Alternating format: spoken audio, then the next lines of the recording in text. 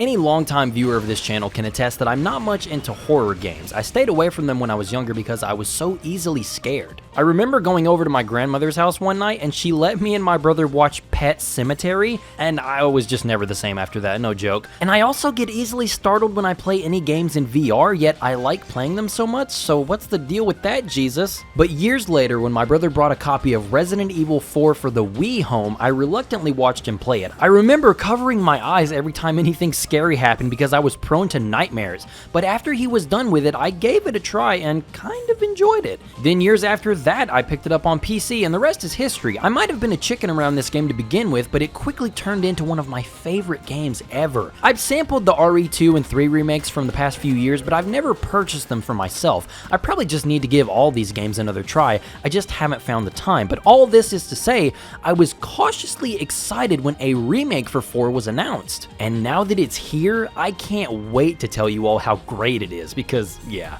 it's really good. And I also won't be holding anything back here, so be forewarned of spoilers. As a fan of the original Resident Evil 4, I'm going to be going over all the new, refurbished, and maybe even strange choices they made, but let's not waste any more time. This is Resident Evil 4's Remake. The narrative in Resident Evil 4 was never supposed to be its selling point. I mean, hell, the thing was thrown together at pretty much the last minute. It quickly became a favorite because of its campiness and how goofy the writing is, so when the remake was announced, a lot of people were worried that this tone was going to be lost. And it is toned down a bit, but it's definitely still there. That went well. A lot of the things that I notice are only noticeable to someone who has played the original, like how much more down-to-earth all the protagonist voices are. Ashley isn't a squeaker anymore, she's got more of a sorority girl thing going on. Leon's lines are still pretty cheesy, but his delivery isn't on the same level as they were in the original. Also, I'm not the only one who hears Tom the cat screaming when Leon dies, right?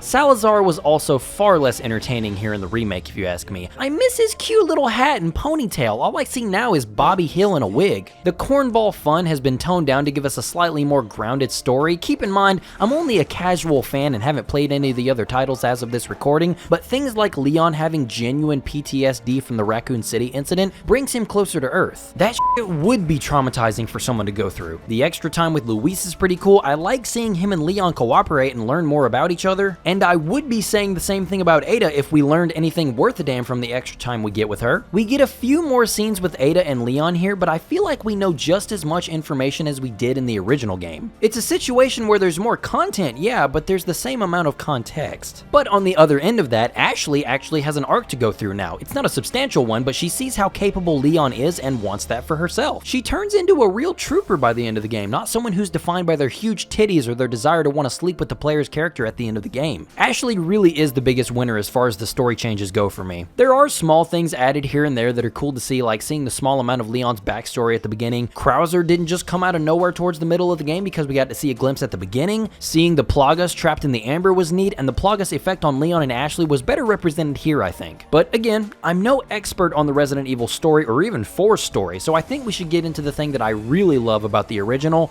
and now the remake.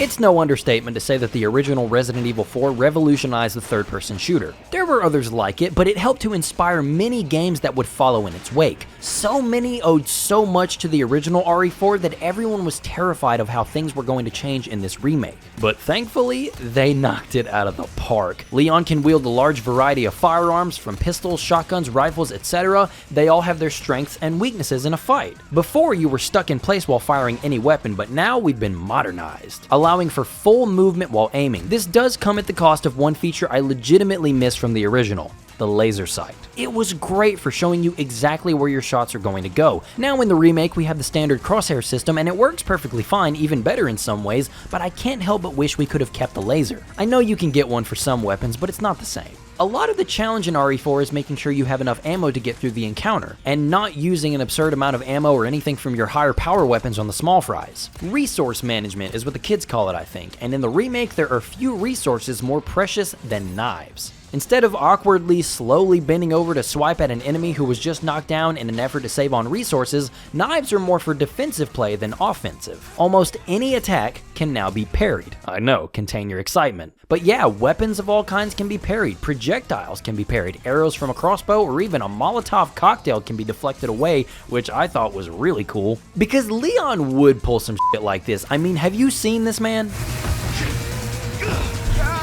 Knives are also great for getting you out of a lot of grab attacks. They can end the life of a downed or stunned enemy. This especially comes in handy when facing off against the plagas that sprout out of the Ganados' heads. You can see them twitching on the ground, which means they're about to transform, so run over there and stick them real quick to save on that ammo. We've also been blessed with a stealth system. Leon now has a dedicated crouch button, and there will be several encounters where enemies will initially be unaware of the player. Whether or not you take the opportunity to try and thin the enemy numbers out or scavenge the battlefield before shit starts to go foobar is up to you. I don't know if you can completely stealth your way through some of these encounters. I'm sure some skilled players can, but I was always eventually caught. But it was never a feeling of, well, time to start the encounter over. It was always more of a, welp, looks like it's go time. But all these parries and grabs and stealth hits wear the knife down. The knife has a fixed amount of durability, and if it drains that meter, the knife breaks, which means no parrying and no attempts at stealth. Items called boot knives can be found, which act as weaker knives in the case that Leon's is broken, but they are way more fragile. I upgraded the knive's durability as soon as I saw how important they were to staying alive. The knife is one of the best changes made here. I love how many options there are to use them depending on your playstyle. Along with knives, there are all kinds of things scattered high and low on this journey. Ammo can be found in breakable boxes, maybe just lying around, and it can even be a reward for killing an enemy. Enemies drop some kind of item after almost every time they die, making it a fun guessing game on whether or not you need to prioritize the big guys because they're more dangerous, or maybe take out the basic enemy because they might have more ammo for you to use on the dangerous one. There are even these new items you can find called resources and gunpowder. These can be used to craft a selection of ammunition if you have enough.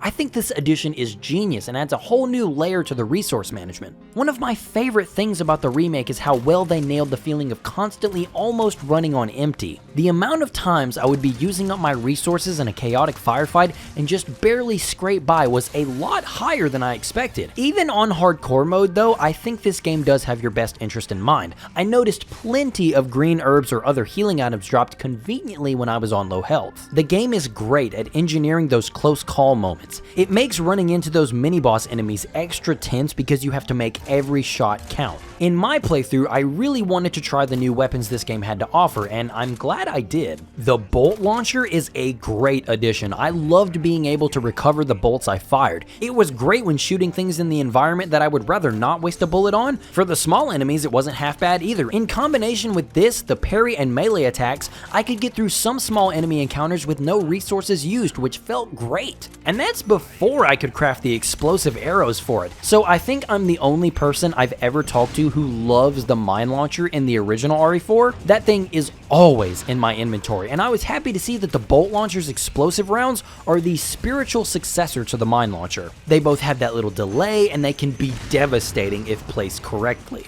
This thing was my big damage dealer for most boss fights. I love this thing, but me if I shoot a bolt somewhere Leon can't get to it later on. I was very happy to see the Red 9 was as amazing as always once it's fully maxed out with the stock. The Striker is still unmatched with crowd control. The Stingray is a perfect long-range, high-damage weapon, and you can even remove the scope and use it at close to mid-range too. That was awesome. I tried out the Assault Rifle because it was new, but I don't think I'll be going back to it after this playthrough. For one, it uses rifle ammo, which, I mean, obviously, but I sold the Stingray to get it. Needless to say, I rarely had ammo to actually use the damn thing. And I got it right before the regenerator section too, so I struggled really badly killing these things with an automatic weapon that kicks like a horse and only had 20 shots. I liked it when I could use it, but it's nowhere near as reliable as the Stingray. The Merchant is pretty much the same, he just pops up a little more frequently than before. Scavenging for treasures to combine them with higher value treasures is a great way to earn cash for upgrading your arsenal, but there has been a small change with how certain items are acquired. Spinels are these little gems that were just another sellable item in the original game, but here they're traded to the Merchant for specific items. I don't really mind this, to be honest, mostly because there was never anything I really wanted in this tab aside from the Red 9 stock, so I just kind of ignored it. Spinels can can be found out in the world in limited amounts, but what you really want to do is take these odd jobs that are posted in some areas on the islands. Things like killing rats or destroying blue medallions or even taking down optional bosses are everywhere, and they reward you with spinels to trade. These new side quests are now facilitated by the game giving the player more freedom to explore the 3 areas a lot more freely. The village, the castle, and the island are now mini open worlds for you to travel around to take on these side errands to find hidden treasures. I didn't partake in too many of these, but I do appreciate the game being more open-ended. I think it's a great way to incentivize exploration, and that's more time to admire the remarkable job they've done with this game's visuals.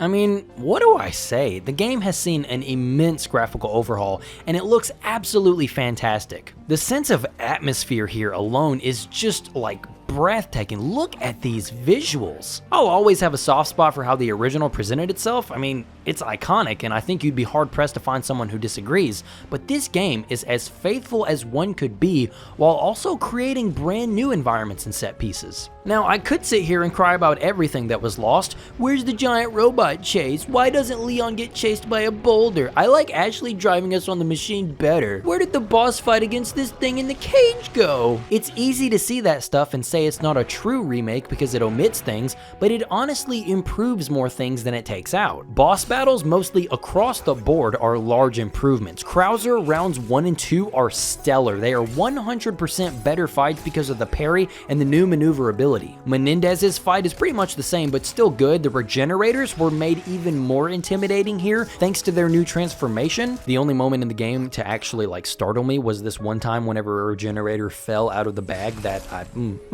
one got me. Not gonna lie though, the new Salazar fight sucks. I hated it. The ulcers on the ground were annoying, and he moves a little too fast for my liking. This is the one fight I'm really glad I stuck with the mine launcher for. Good God. But other than that, the game is absolutely fantastic. A stellar remake that honestly has made me curious about the rest of the series again. I've been told RE2's remake is just as good, and RE5 and 6 are co-op games, which is always something I can drag my best friend into. If you guys would be interested in seeing me cover any of these games, be sure to let me know in the comments because I'd be down. But one last thing before I go, I have to ask just out of pure curiosity. After finishing this thing, I couldn't help but think, if this game wasn't a remake of one of the most influential games of all time, would it be getting all of these amazing scores? Again, I think this game is incredible. I'll say it again.